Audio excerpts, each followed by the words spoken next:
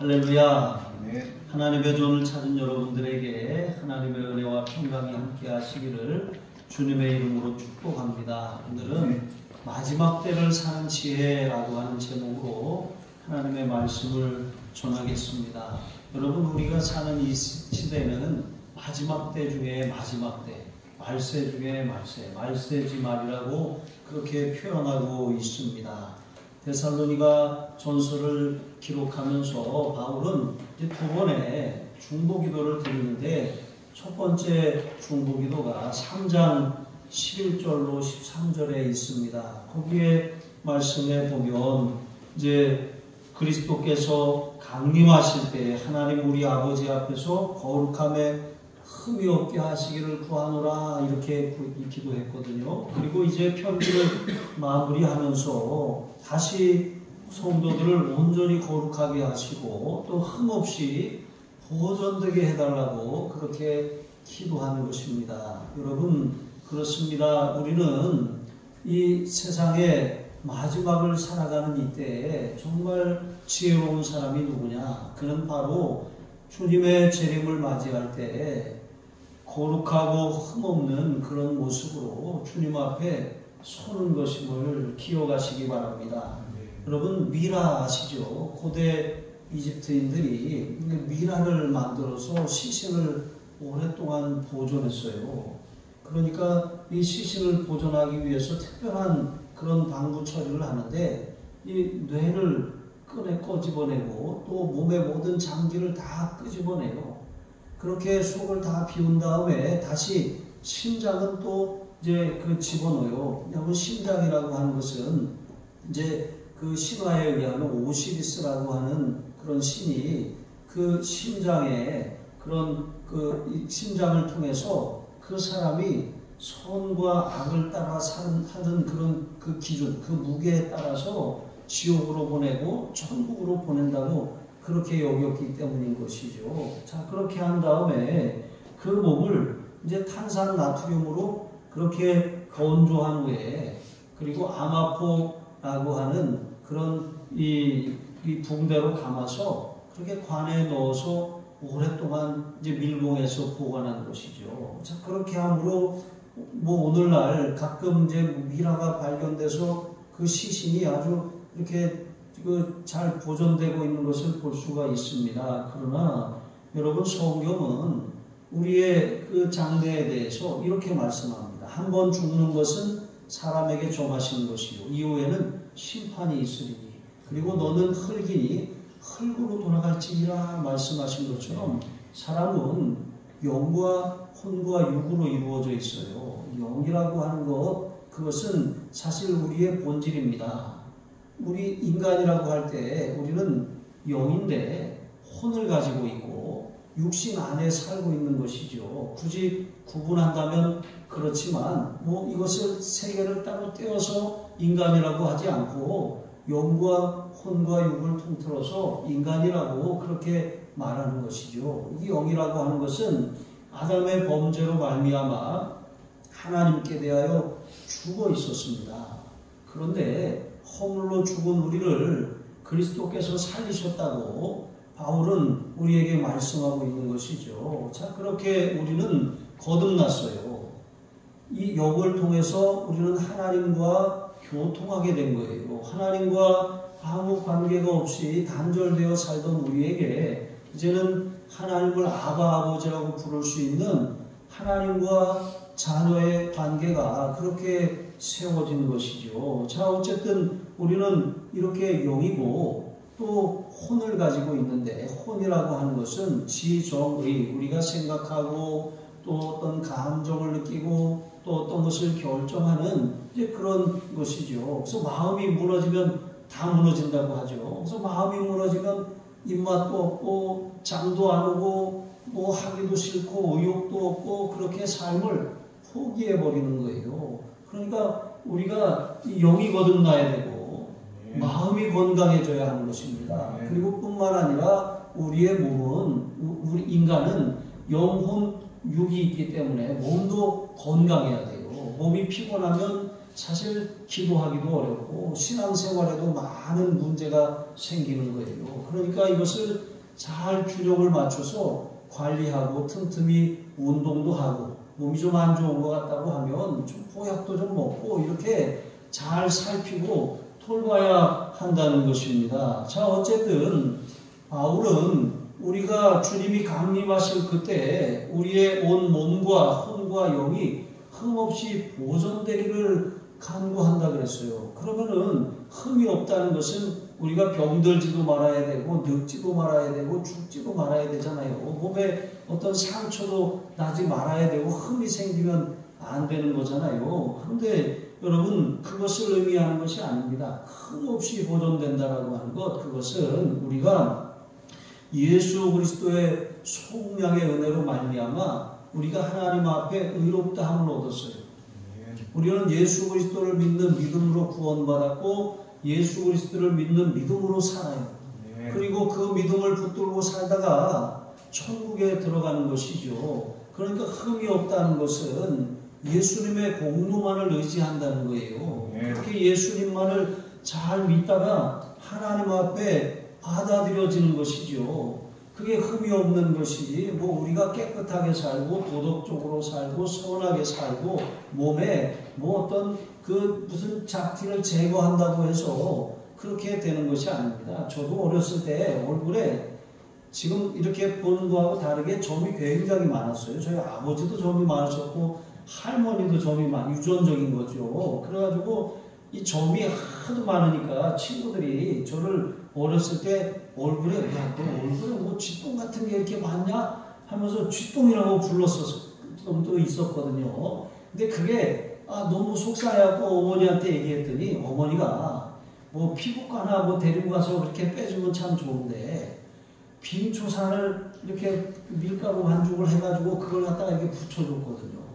얼마나 아프든지 그게 하여튼간 그게 막 상처도 깊이 나고 막 이랬는데 그런데 나중에 빠지긴 빠지더라고요. 그래가지고 얼굴이 많이 깨끗해졌어요. 그리고 한 번도 뺀 적이 있어요. 몇 년 전에 또 남아있는 것을 또 한 번 뺀 적이 있었는데 어쨌든 여러분 병원에 가서 빼세요. 괜히 집에서 민간요법 그렇게 하시다가 고생하지 마시고 어쨌든 우리가 여러분 하나님 앞에 흠이 없이 보존된다는 것은 뭐 그런 외양이나 어떤 뭐 우리의 마음도 아니에요. 마음도 살다 보면 상처도 받기도 하고 뭐 속상한 일도 생기고 아픔도 생겨요. 그러나 여러분 천국에 들어가면 그런 아픔도 없고 상처도 없고 속상한 일도 더 이상 겪을 필요가 없어요. 그러니까 우리가 그것은 저 천국에 가서 완전히 마음도 깨끗하고 몸도 깨끗하고 그런 것이지 이 땅에서는 완전할 수가 없는 거예요. 보존하는 방법은 다른 것이 아니라 예수님의 공로만을 붙드는 것임을 여러분 기억하시기 바랍니다. 데살로니가 성도들도 처음에는 그들이 본질상 진노의 자녀였어요. 그러니까 아담의 후손으로 죄의 영향력 아래 살면서 죄의 세력에 종노릇하며 죄가 죄인지도 모르고 그렇게 살았던 것입니다. 그런데 구원받은 이후에는 이제 거듭난 거잖아요. 하나님과 상관없이 하나님을 거역하며 살던 사람이 이제는 하나님의 뜻을 알고 하나님의 생명을 향해서 살아가게 된 것이죠. 그러나 여전히 구원받은 이후에도 옛사람의 성품과 습관이 남아있어요. 그래서 그런 문화 속에 살다 보니까 환경이 여전히 바뀌지 않으니까 그들도 종종 그 부도덕한 삶에 그렇게 빠지고 또 바울이 앞에서 이제 이 4장 3절에 말씀하고 있는 것처럼 하나님의 뜻은 이것이니 너희의 거룩함이라 그랬거든요. 그러면서 음행을 멀리 해야 한다고 그렇게 명령했던 것이죠. 그러니까 하나님의 뜻은 성도의 거룩함입니다. 우리가 거듭났다라고 하는 것은 하나님을 대적하여 살던 인생이 거룩하신 하나님의 성품을 본받아 살게 되었다는 거거든요. 그러나 여전히 우리에게는 연약함이 있어요. 그러므로 우리가 하나님이 우리를 온전히 거룩하게 하실 것을 믿지만 동시에 우리도 우리의 수고와 노력이 필요하다는 거예요. 어떤 사람은 그래요. 막 이렇게 죄악된 환경에 살면서 나는 그 죄악을 이길 힘이 있어. 이렇게 말하는 사람이 있어요. 그러나 결코 그럴 사람은 아무도 없는 거예요. 여러분, 환경을 자꾸 개선해 나가야 되고 자꾸 바꿔야 되는 것입니다. 믿음의 환경으로 바꾸고 또 은혜의 환경으로 바꾸고 자꾸 시간을 내서 일부러 성경도 읽고 기도 시간을 갖고 믿음의 사람들과 교제함으로 말미암아 우리의 생각을 바꾸고 언어를 바꾸고 태도를 바꿔야 돼요. 그렇지 않고 믿음 생활을 하는 이후에도 계속해서 이전의 삶을 그대로 방치해 둔다면 여러분 다시 돌아갈 수밖에 없다는 것이죠. 어떤 사람이 날마다 이제 이 술에 그렇게 절어서 살던 사람이 있었어요. 늘 말을 타고 그렇게 이 술집 앞에 와서 그 말뚝에다가 술집 말뚝에다가 그 말을 묶어놓고 술집에 들어가곤 했거든요. 그런데 어느 날 그 사람이 회심을 했어요. 예수님을 만났습니다. 그 이전의 삶을 다 청산하고 성숙한 삶을 살기 시작했습니다. 그런데 이 사람에게는 항상 읍내에 나가면 자기의 말을 그 술집 앞 말뚝에다가 메워두는 그런 습관이 있었거든요. 계속 거기다가 메워두니까 어느 날 자신도 모르게 그 술집 안에 들어가서 앉아있더라는 것입니다. 여러분, 환경이 그처럼 우리에게 중요합니다. 데살로니가 지역의 환경은 굉장히 성적으로 문란하고 음행하는 일들을 그런 자랑처럼 여기던 그런 이 도시였던 것이죠. 여러분, 음행이라고 하는 것은 성도의 거룩함을 무너뜨리는 사단의 가장 강력한 도구예요. 음행은 거룩함을 깨뜨리고 성화의 길을 걸어가는 성도들의 이 발에 걸림돌을 놓는 것이죠. 가정을 깨뜨리고 여러분 그 신앙생활을 아주 만신창이가 되게 만드는 것이 음행입니다. 이러한 일들이 가까이에 있어요. 우리는 그래서 더욱더 가정을 지키고 또 우리의 거룩함을 지키기 위해서 더 깨어있어 기도해야 하는 줄로 믿습니다. 예전에 제가 가정 얘기를 자꾸 해서 죄송하지만 저희 아버지가 예수님을 믿기 전에 막 이렇게 집에 일찍 잘 안 들어오셨거든요. 그리고 밖에서 어디 잘 때가 있으신지 많이 주무시고 막 그러셨어요. 그 어머니가 이제 제가 어머니 옆에 이렇게 자고 있으면 아버지가 안 들어오시면 어머니가 잠을 못 주무시는 거예요. 그러면서 뒤척이시다가 새벽녘에 아버지가 이렇게 이만큼 취해서 딱 들어오시면 어머니가 눈도 안 뜨고 일어나지도 않고 딱 누워서 뭐라고 하시냐면 제가 너무 분명하게 자주 들어서 어머니가 아이고 어디서 또 죄 짓고 왔구만.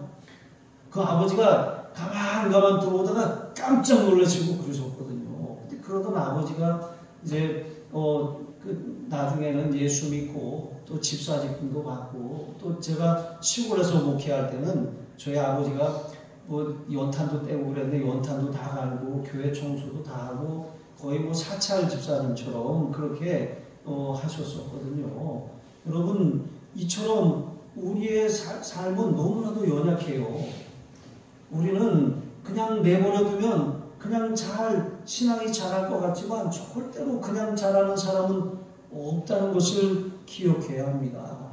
사단은 어떻게 해서든지 우리를 무너뜨리려고 혈안인 것이죠. 그래서 바울은 성도의 몸과 혼과 영을 보존하시는 하나님의 평강이 필요하다고 했어요. 하나님의 평강.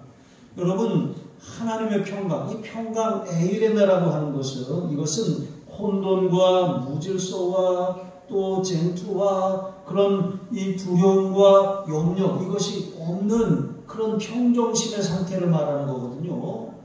여러분, 이런 평정심은 내가 아무리 심호흡을 하고 평정심을 유지해야 돼, 평정심을 유지해야 돼 이런다고 해서 지키는 것이 아닙니다. 하나님의 평강이 우리에게 임해야 되는 것이죠. 네. 여러분, 하나님의 평강은 모든 성도들에게 먼저 임했어요. 그것은 하나님의 진노 아래 있던 우리를 위해서 화목제물이 되신 예수님이 십자가에서 희생하심으로 말미암아 하나님과 우리 사이에 화해가 이루어진 거거든요. 그러니까 우리는 얼마든지 예수님의 공로를 의지해서 하나님과 화평을 누릴 수가 있어요. 그런데 이렇게 구원받은 우리가 죄를 지으면 어떻습니까? 마음이 불안해지고 뭔가 이렇게 좀 답답해지고 하잖아요. 그러면은 어떻습니까? 이 화평의 관계에 문제가 생겼다는 거잖아요. 그럼 어떻게 해요? 회개해야 되잖아요. 죄의 문제를 빨리 해결해야 되는 거예요.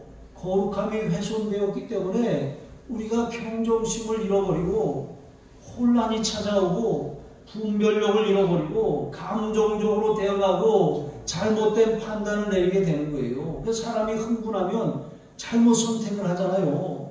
급한 마음에 얼른 차를 탔는데 반대 방향으로 가는 차를 타거나 이렇게 되는 것 아니겠습니까?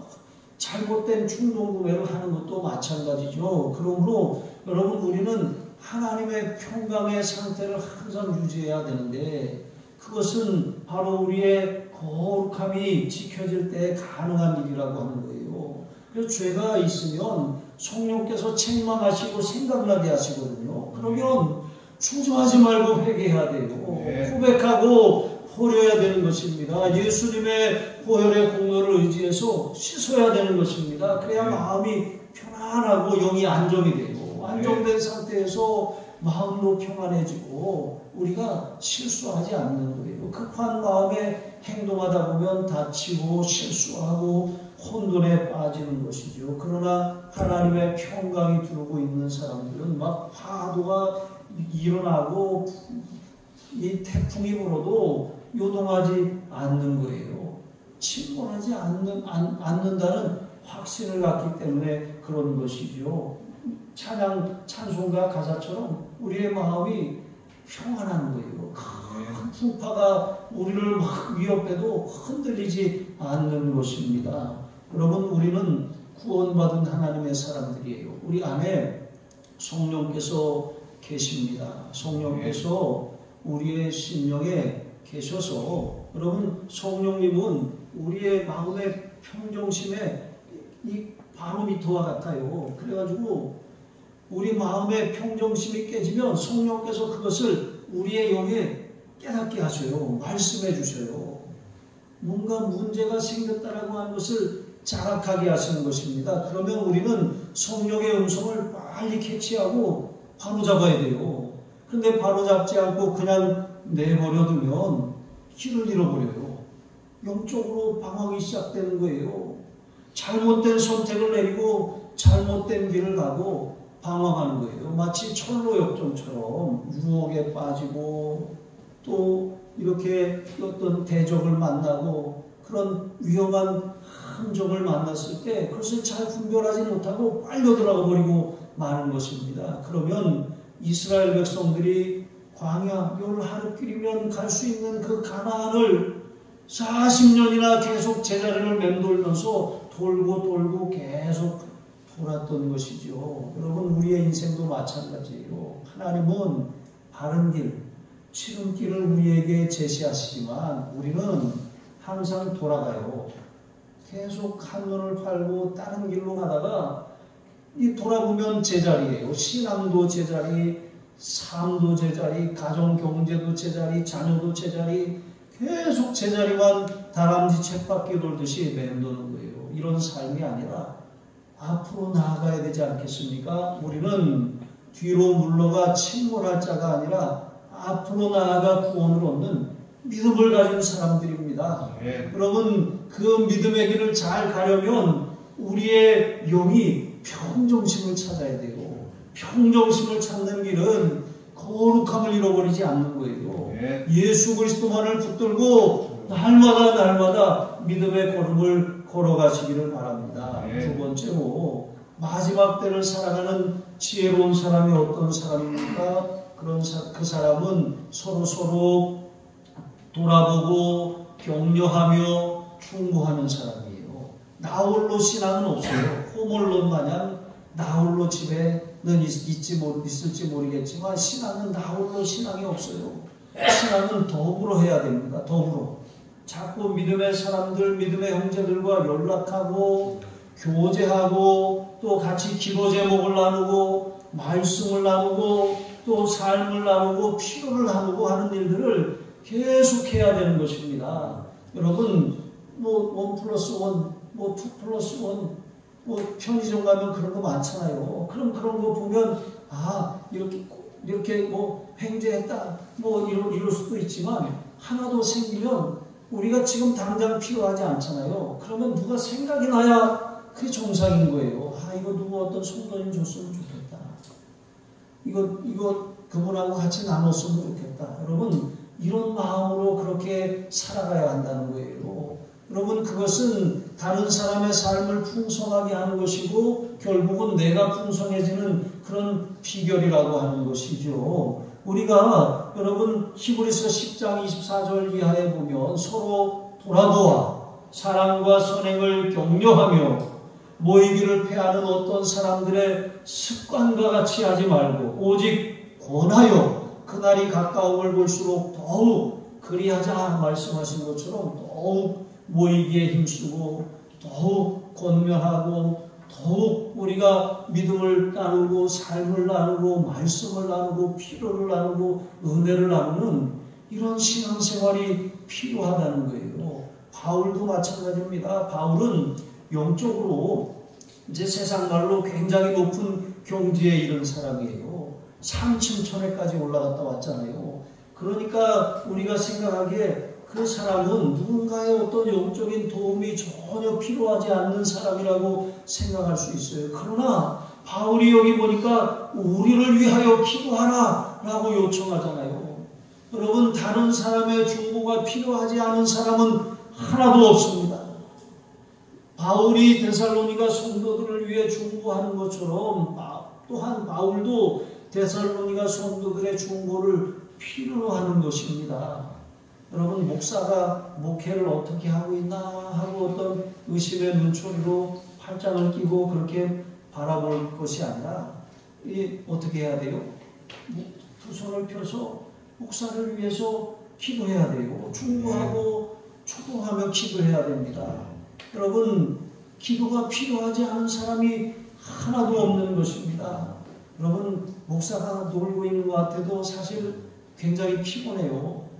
영적으로 굉장히 힘들어요. 어떤 사람을 만나고 나면 막 굉장히 어떤 영적인 부담감도 있고 또 피로도도 막 더해지고 대화를 한 시간 나누고 나면 정말 몇 시간을 기도해야 되고 정신을 차리지 못할 때가 많이 있어요. 왜 그렇습니까? 영적인 싸움이기 때문에 그래요. 한 사람을 세우고 믿음을 세우고 가정을 세우고 하나님이 기뻐하시는 거룩한 그릇으로 세우기 위해서는 그런 많은 기도와 수고와 싸움이 필요하다는 거예요.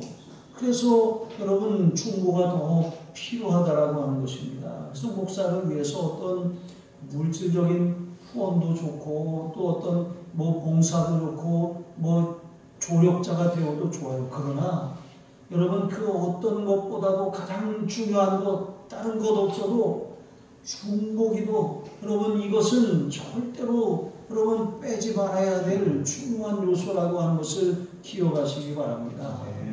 왜 그렇습니까? 물질은 잠깐 주면 그걸로 그만이에요. 그러나 중보하잖아요. 그러면 하늘의 능력을 갖다가 되는 거잖아요. 하나님의 도우심을 구하는 거잖아요. 그러니까 사람이 한 사고, 100사고, 1000사고 앓고 포크레인 한 번으로 되는 거예요. 제가 지난번에 말씀드렸잖아요. 제대하고 나서 저희 어머니가 사관자로 던져주고 그 밭 좀 갈아내라고 했잖아요. 그런데 제가 밭을 팔라고 하니까 이게 개천 옆에 있어서 물을 먹어서 삽이 안 들어가요. 제가 그래도 또 이렇게 삽질을 좀 해봤다고 했는데 한 두 번 하다가 삽을 던졌거든요. 그리고 탁 주저앉아 있는데 포크레인이 지나가더니 저를 보더니 뭐하냐요. 그래서 제가 밭을 갈고 있다고 하니까 자기가 갈아주겠다고 하면서 포크레인으로 밭을 다 갈아주고 나라시라 그러죠. 이제 평탄화까지 다 해서 저는 이제 골만 이렇게 살살 이렇게 하고 올라가고 집에 가서 어머니한테 다 하고 왔다고 그랬거든요. 여러분, 사람이 하는 거, 사람의 수고, 이거 굉장히 연약해요. 그러나 하나님이 한번 큰 산으로 떠서 해결하시면 엄청난 열매가 있거든요. 이것처럼 여러분 기도해 주세요. 저를 위해 중보해 주세요. 잘하나 못하나 보지 마시고 기도해 주세요. 잘 못하는 모습이 보이면 더 기도가 필요하구나 라고 그렇게 기도해 주셔야 하는 것입니다. 또한 바울은 성도들 서로 문안 인사를 하라고 요청을 합니다. 여기 문안하는 것은 이렇게 어떤 사람의 집을 찾아가 신방하는 것이 아니에요. 저도 어렸을 때는 시골 마을이 윗마을, 아랫마을, 중간마을 이렇게 나눠져 있었는데 저희 부모님이 명절 때만 되면 한복을 입혀가지고 그 마을 어른들한테 가서 세배하고 오라고 시켰어요.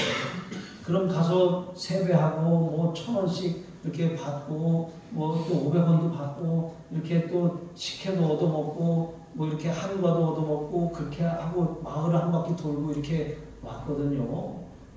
그렇게 문안하라고 하는 것이 아니라 일상적으로 우리가 서로 일상생활에서 만났을 때 서로에 대해서 반갑게 인사하라는 거예요. 특별히 그냥 세상 사람의 반가움에다가 그냥 그런 정도가 아니라 거룩한 입맞춤으로 그렇게 문안하라고 하는 거예요. 물론 요즘에 이런 입맞추는 인사는 그 당시에나 통용되던 것이죠. 우리는 가볍게 악수를 하거나 등을 두드려 줄 수 있어요.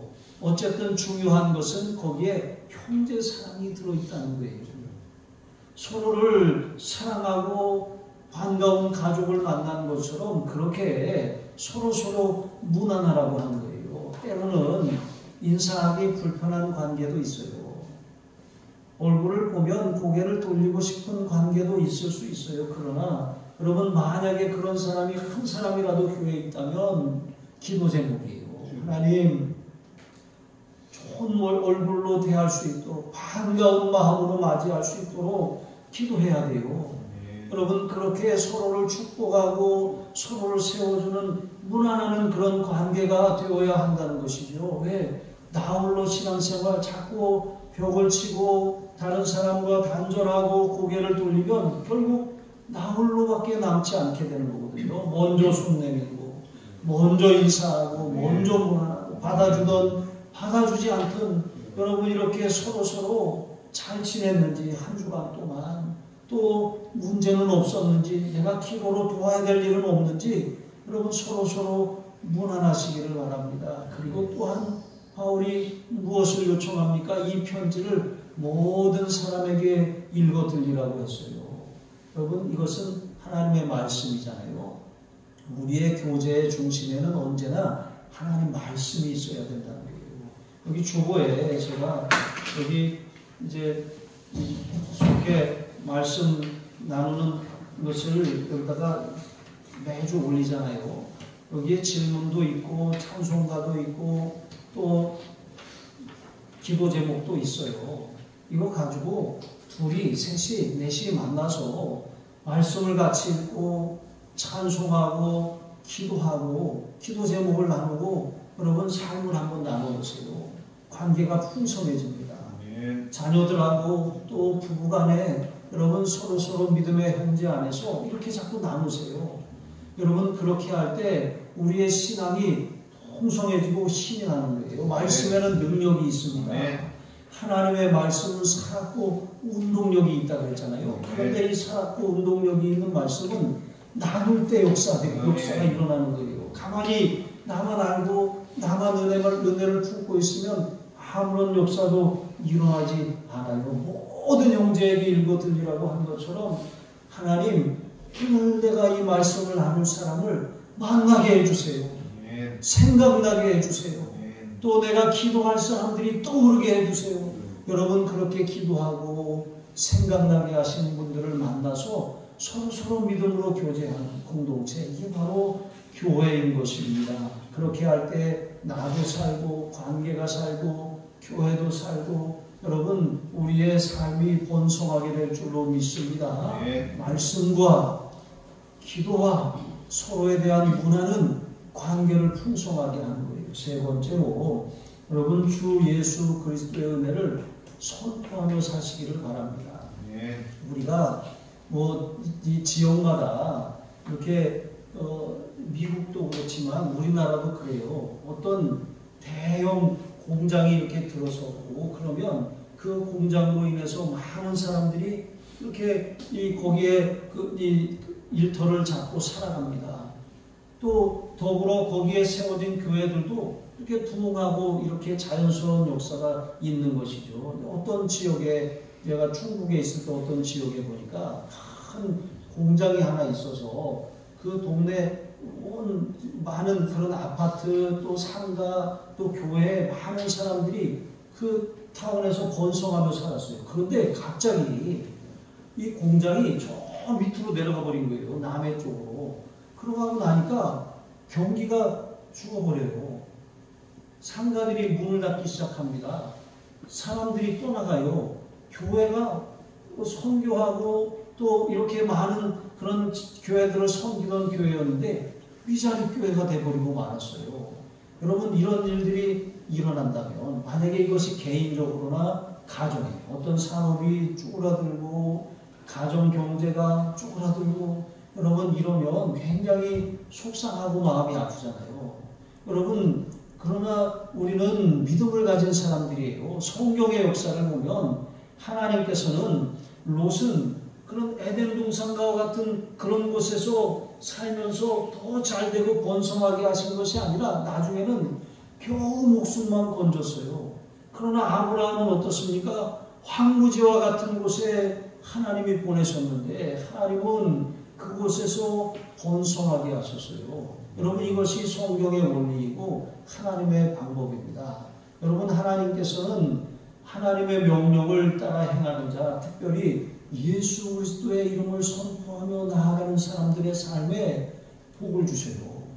예수 그리스도의 이름을 선포하며 기도하고 예수 그리스도의 이름을 선포하며 축복하고 예수 그리스도의 이름을 선포할 때 여러분 그곳에 생명의 역사가 나타나기 시작하는 거예요. 환경이 문제가 아니라 내가 문제인 거예요.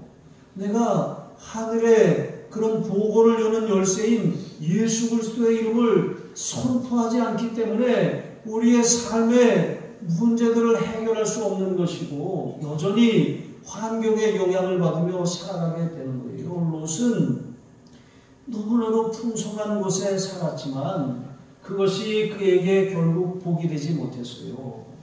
두 사위를 잃어버렸습니다. 아내는 소금 기둥이 되었어요. 겨우 두 딸들과 함께 목숨을 부지했는데 여러분 어떻습니까? 결국 그 두 딸들로 말미암아 이제 딸들이 아버지 롯에게 술을 먹이고 들어가서 그 딸들로 말미암아 아들을 낳고 또 그 민족이 모압과 암몬 족속이 된 것 아니겠습니까? 여러분 이와 같이 정말 하나님이 우리에게 이 주시는 복은 세상의 이치와 세상의 방법을 따라 주어지는 것이 아니에요. 믿음으로 주어지는 것이죠. 주 예수 그리스도 이름으로 말미암아 성경의 모든 약속은 우리의 것이 될 수 있습니다.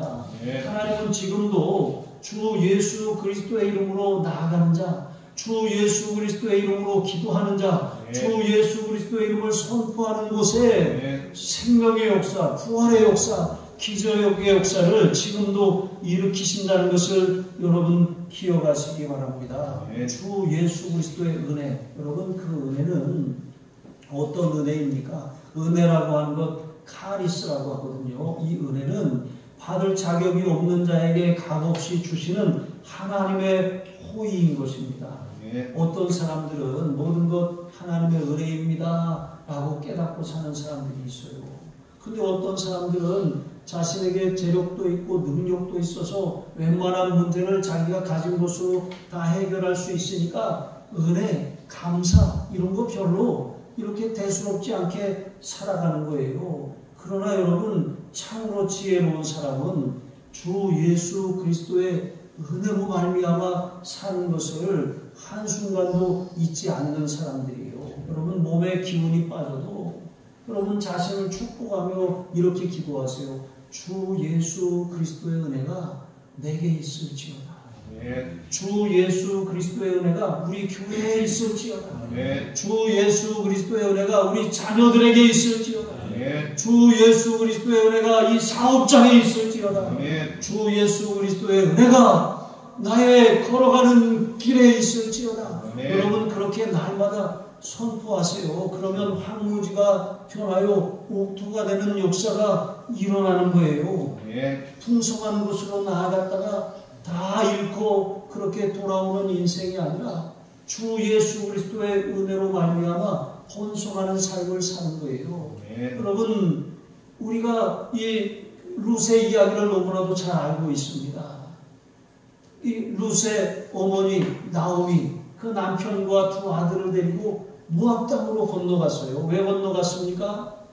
가뭄 때에 그 가뭄을 피하려고 소유를 다 팔아서 건너갔어요. 그런데 거기에 거주한 지 10년쯤에 남편을 잃고 두 아들을 잃었어요. 두 이방인 며느리, 그러니까 여자 셋만 남은 거예요. 그런데 하나님께서 자기 백성에게 은혜를 주셨다라고 하는 이 소식을 들었어요. 그러니까 그때가 사사기 시대거든요. 사사 시대는 사람들이 여호수아의 때처럼 하나님 말씀대로 살지 않고 자기 소견에 오른 대로 살았어요. 그러니까 하나님께서는 자기 소견에 오른 대로 살아가는 그들이 하나님 말씀대로 살게 하시려고 때때로 징계하셨거든요. 하늘을 닫아서 가뭄을 보내시든지 아니면 주변 대적을 일으키시든지 전염병을 보내시든지 그렇게 해서 정신 차리게 하셨어요. 그러니까 그러한 때에 가뭄이 오니까 하나님 앞에 매달려야 하는데 모압 땅으로 이주해서 갔다가 남편도 잃고 두 아들도 잃고 재산도 다 잃고 그냥 빈몸으로 돌아오게 된 것이죠. 여러분 이러한 삶에도 주 예수 그리스도의 은혜가 있어요. 룻이 만난 보아스, 기업을 물을 자 보아스. 여러분 이 그를 통해서 낳은 아들이 오벳입니다. 그리고 오벳은 이새를 낳았어요. 이새는 다윗왕을 낳았는데 다윗은 그리스도의 조상입니다. 여러분 이처럼 여러분 하나님의 은혜를 구하며 다시 나오는 사람들에게 하나님은 희망이 없는 곳에 희망을 열어주시고 살 길이 없는 곳에 살 길을 열어주세요. 방법이 없는 곳에 방법이 되시는 분이 바로 하나님이신 것입니다. 그러므로 여러분 어떤 상황에서도 환경을 탓하거나 사람을 탓하거나 뭐 때문이라고 말하지 마세요.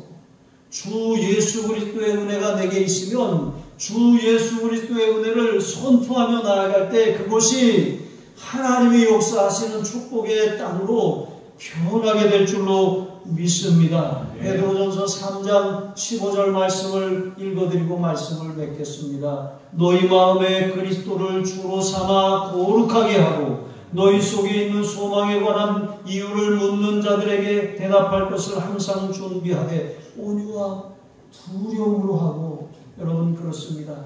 내가 주 예수 그리스도의 은혜 안에 머물고 그 주 예수 그리스도의 은혜를 사람들에게 또 내가 가는 곳에 선포할 때 그곳에 주 예수 그리스도의 부활의 역사, 생명의 역사, 하늘의 미랄이 땅에 떨어져 죽음으로 말미암아 30배, 60배, 100배 열매를 맺는 기적의 역사가 일어나게 될 줄로 믿습니다.